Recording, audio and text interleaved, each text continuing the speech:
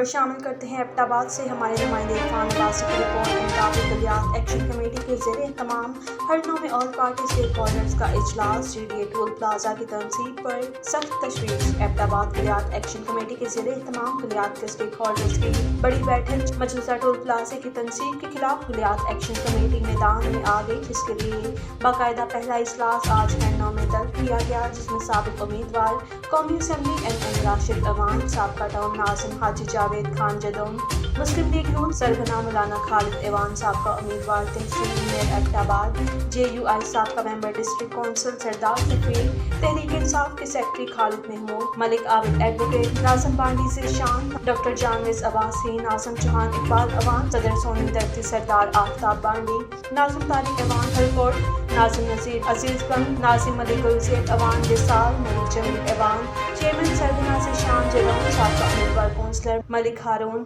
خان مز ایوان تحریک لبیک نے شرکت کی اور مشترکہ طور پر قرارداد منظور کی کہ ٹول پلازا کی تنصیب کسی صورت برداشت نہیں کی جائے گی، چاہے اس کے لیے ہمیں جانوں کا نذرانہ ہی کیوں نہ دینا پڑے۔